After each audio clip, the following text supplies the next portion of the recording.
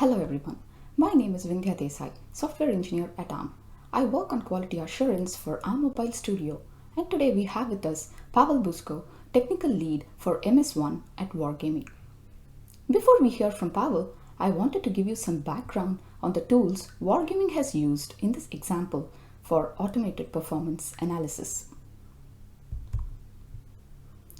These are performance analysis tools from ARM called ARM Mobile Studio. This studio helps game and app developers by efficiently optimizing and debugging high-end content for all Android devices. Developing these tools is a shift in focus for ARM, as we traditionally targeted our tools at silicon partners and device manufacturers. With Mobile Studio, we aim to provide useful tools in the mobile market and enable developers to focus on their game development. Tools should be easy to deploy and easy to use on unrooted smartphones. So, we are enabling this and providing the tools you need to perform software profiling on ARM CPUs and graphics profiling on Mali GPUs. One of the major advantages of tools such as ARM Mobile Studio is that they give access to a much wider range of performance information than just simple FPS tracking. Counters and sensors built into the devices can give access to logical events such as cache-related issues and memory traffic. It can even be configured easily to report analog behavior such as the thermal condition of the device. I would like to further talk about what tools ARM Mobile Studio provides. It consists of 4 component tools: Streamline Performance Analyzer for a whole system view of performance to determine bottlenecks quickly across both the CPU and the GPU. Performance Advisor, which is a lightweight reporting tool to perform automated performance analysis in a continuous integration workflow. Graphics Analyzer is an API debugger for OpenGLES and Vulkan rendering APIs to trace graphics performance issues easily. Mali Offline Compiler is a static analysis tool for GPU shader programs. So, now I am delighted to hand you over to Pavel at Wargaming to hear how ARM Mobile Studio performance analysis tools have supported their continuous integration workflow. Hello everyone, my name is Pavel and I'm World of Tanks Blitz technical lead at MS1, which is the oldest and largest mobile studio in the Wargaming family. Today I'm gonna tell you about icebergs. To be more specific, we're gonna discuss iceberg spotting. You may say, why should I care about icebergs? I'm a game developer and I have much more interesting stuff to do. The answer is simple. If you don't spot an iceberg in time, your ship will most likely get damaged and will probably sink. There is a traditional way people used to spot icebergs for decades. They gather together on the upper deck of the ship and look in all directions. They call it playtesting. Though it still works for many ships, it proved ineffective. I'll show you a much better way. But first, let's look at our ship and the waters we sail. World of Tanks Blitz is a huge ship. It's a 3D shooter with tons of content.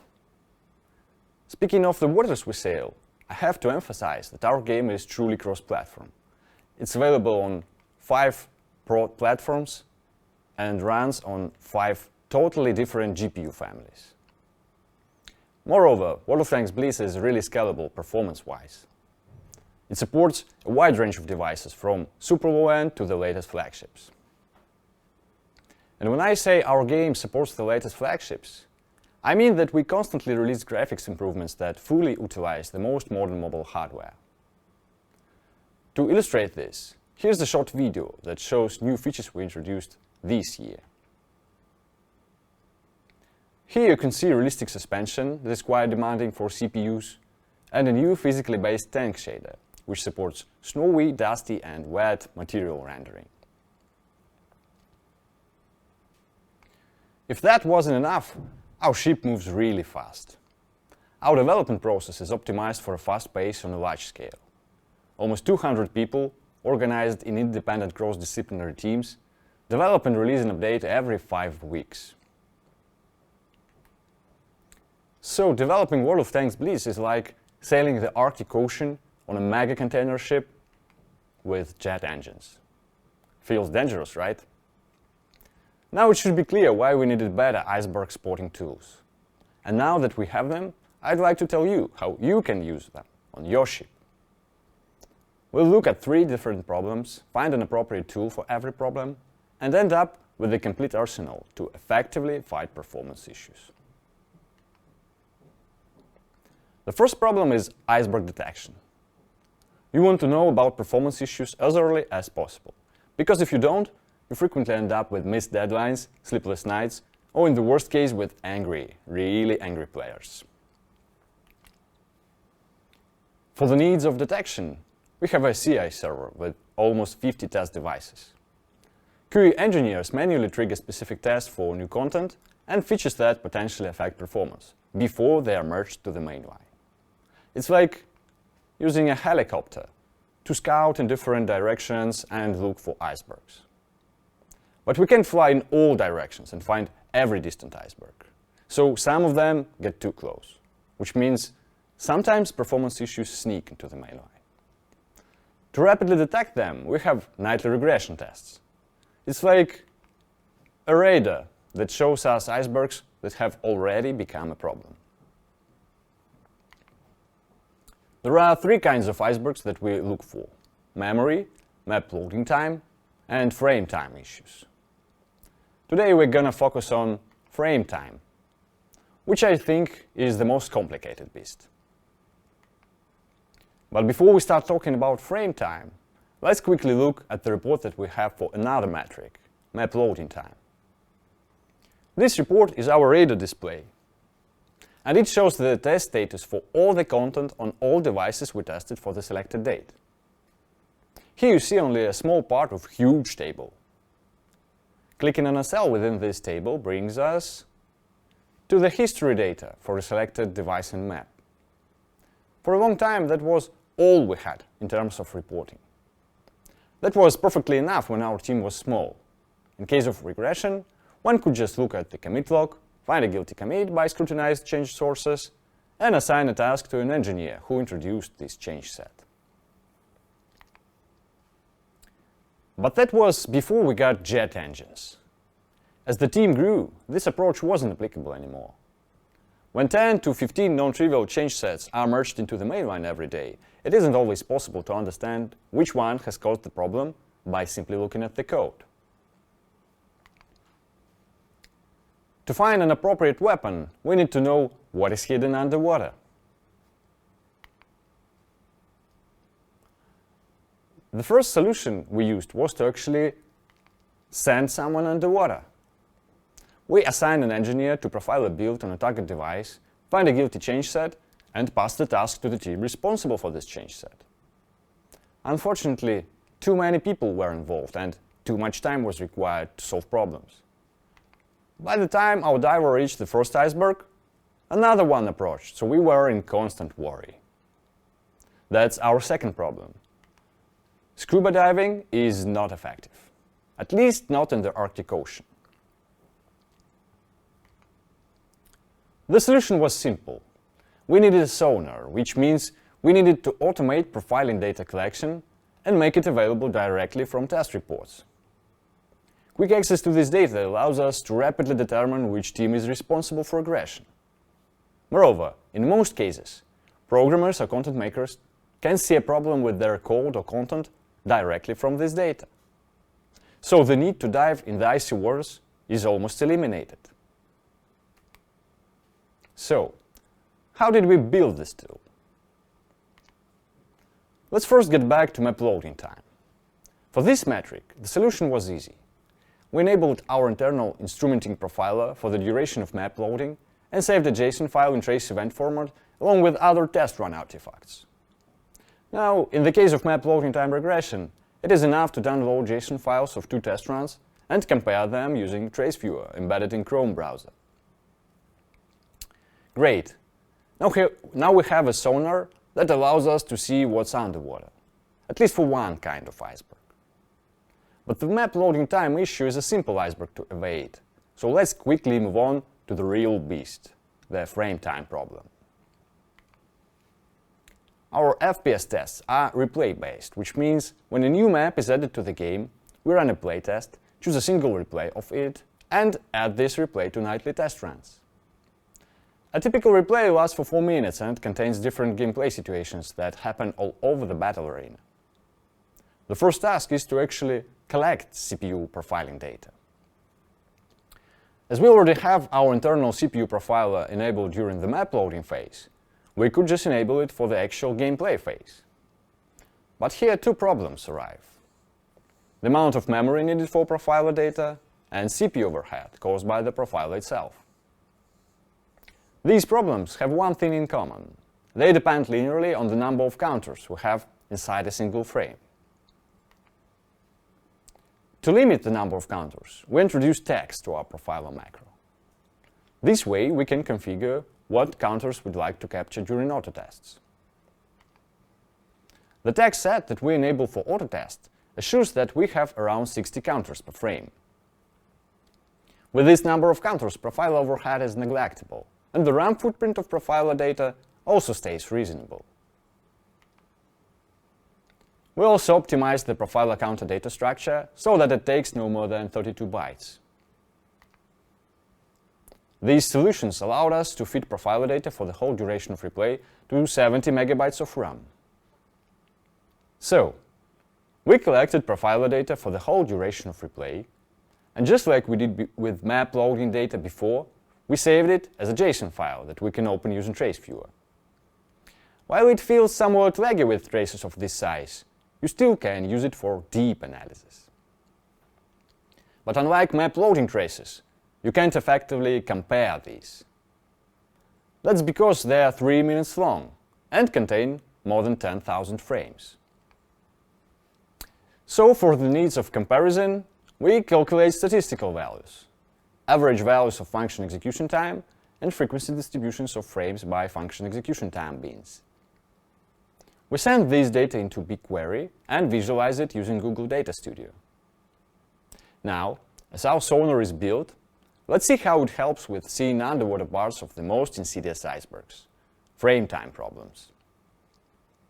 You'll see how automated testing, in conjunction with profiling data collection, helps us effectively fight performance issues.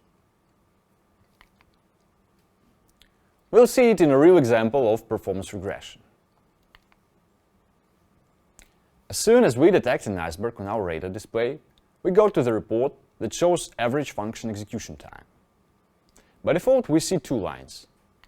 The blue one is for engine on frame, a root function in our main thread which executes a game loop, and the green one for RHI render loop, a root function in our render thread which submits draw calls to the driver using graphics API like OpenGL. In this case, we see an increase in both functions, but it is important that the render loop growth is higher.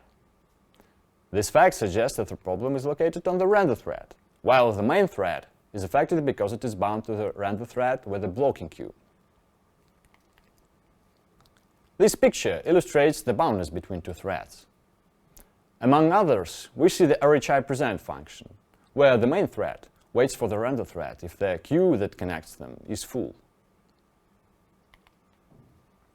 So first, we add RHI present to the same chart, and now it is clear that the only reason for engine on frame to slow down was that it was waiting for the render thread. Now, render thread's job is simple. It submits draw calls to the driver and calls buffer swap at the end of the frame. But there could be different reasons for it to slow down. The most obvious one is GPU boundness. For OpenGL devices, we can detect the situation by looking at the duration of the buffer swap operation. We call buffer swap from the RHI device present function. So let's add this function to the chart. Though we can't fully attribute render loop's growth to device present function, there's still an evident indication of increased GPU boundness. Unfortunately, we can't get any further using just CPU profiling data. Thankfully, in addition to duration counters, which show function execution times. We also save some render stats for every frame. These stats include primitive count, which is the number of primitives rendered in the particular frame.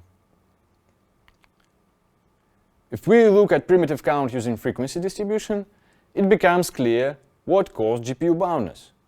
We started to draw substantially more primitives. Getting to this was enough to rapidly identify the guilty change set and fix the problem. From the last example, we've seen how the data that we collect inside our game can sometimes help with GPU bottleneck diagnostics. But what if the root of the problem were a shader getting more complicated, or change in the draw order and as a consequence increased overdraw, or the depth buffer accidentally saved into the main memory, impacting the bandwidth negatively? These are problems we can detect using just the data we can access from inside the game process. It looks like we've got a sonar to see an outline of our iceberg, but to understand what's inside, we still need to dive in and capture hardware counters using vendor profiling tools. And who likes diving in the Arctic Ocean? That's the third problem. Not all metrics are available inside your game. And that's where ARM Mobile Studio Pro came to the rescue. ARM Mobile Studio Pro allows us to record hardware counters for the Mali family GPUs while performing an auto test on a CA server. This supplements CPU profiling data that we discussed before and makes the whole spectrum of performance problems approachable without manual profiling. Whilst ARM Mobile Studio lets us obtain extra data only for the Mali family GPUs, they are the most widespread GPUs within our player base. Moreover, lots of observations that we can draw from the test run on a Mali device stay valid for other devices. For example, if the bandwidth usage has grown for Mali, it's likely to have grown for other GPUs as well. After we integrated ARM Mobile Studio into our performance testing workflow, we got 3 new files in our test run artifacts. A binary capture file we can open in Streamline for deep analysis, a JSON file with statistical values for the metrics, and an HTML file. The latter is generated by Performance Advisor, a tool that processes binary capture files and generates a human-readable report with all the counters charted on the timeline and some advice on performance problems. Apart from being a really valuable addition to our set of iceberg spotting tools, ARM Mobile Studio accelerates evaluation of GPU-related optimizations we do and helps us in making conscious choices of target devices for new graphics features. Let's see how Performance Advisor report helped us in choosing device targeting for new graphics features that we showcased earlier, and also with PBR shader optimization. This is a part of the Performance Advisor report for a test run on a Samsung Galaxy A50. This device has a low-end GPU, so we tested with a low graphics preset, which it handles with decent FPS. In the boundless distribution section of the report, we see fragment boundness for less than 4% of the replay duration. The same setup, but now we enable PBR shader for tanks. We see that fragment boundness expanded to 38% of replay duration. We also see a substantial increase in CPU boundness, which is caused by dynamic suspension, that was also enabled in this test. At the top of the report, we see relevant advice that says we are predominantly fragment bound and points us to optimization advice.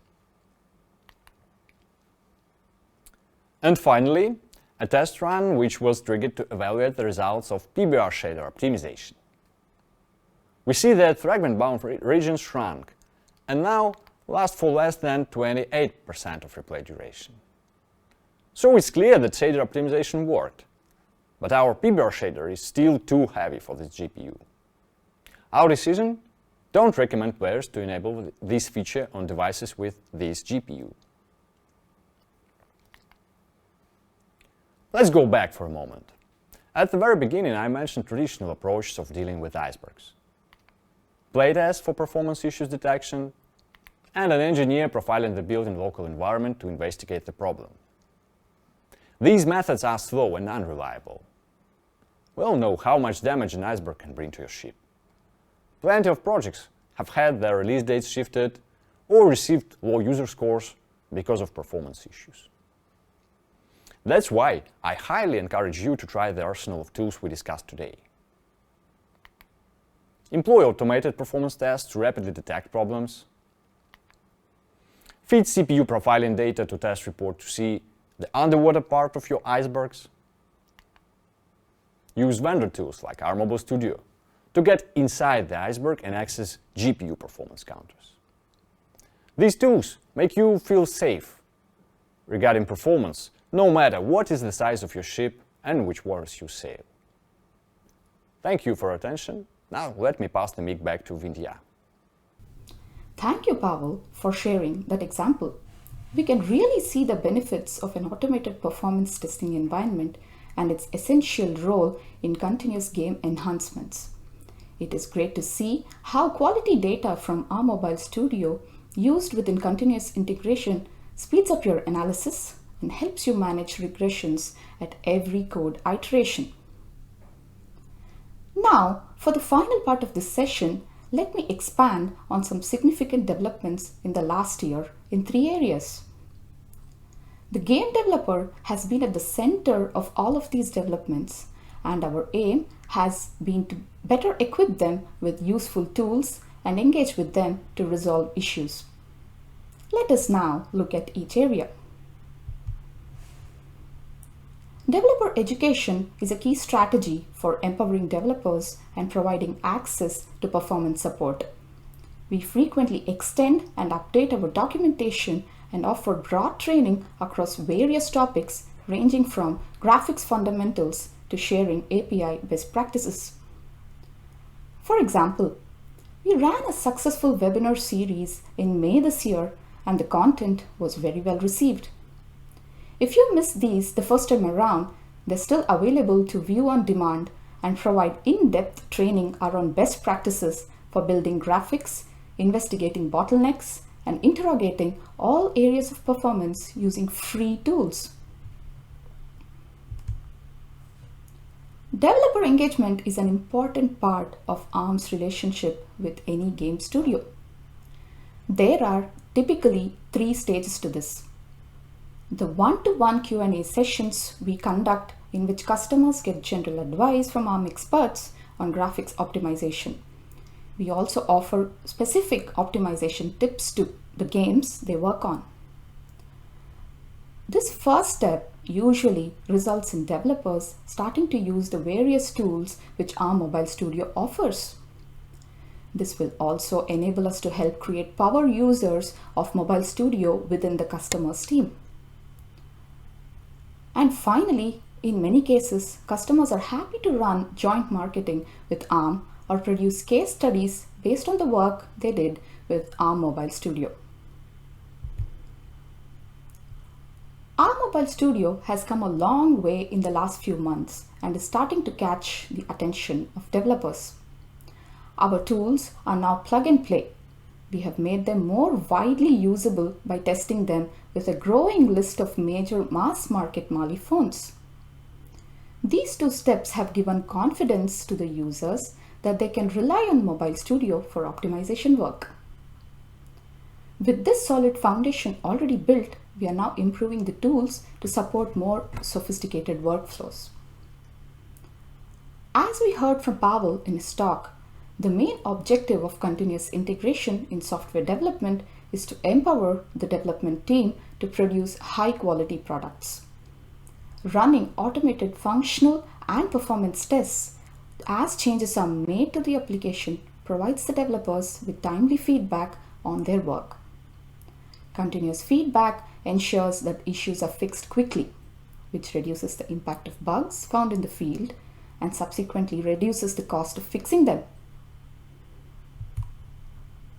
Now that we have seen what currently exists in our Mobile Studio, let us now see the roadmap. We have some exciting features and updates lined up.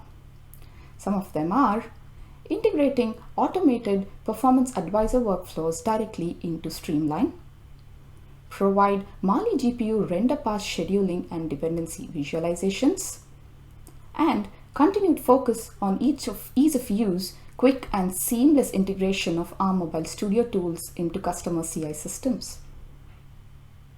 Please get in touch with us for more information about ARM Mobile Studio.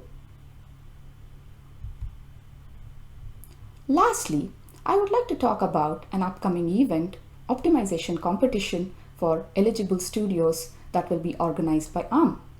There are attractive prizes lined up for the winners, and ARM will further give credit to winners for their achievements by promoting them on social media and across ARM's marketing channels. Thanks again to Pavel for sharing his experience today. I hope you found it useful, and please do take a look at our training materials and sign up for the competition. For game optimization and resolving game performance issues, ARM Mobile Studio is providing easy-to-use plug-and-play tools. Make the most of it. For more information, please visit the link developer.arm.com/mobilestudio. Thank you for your time today.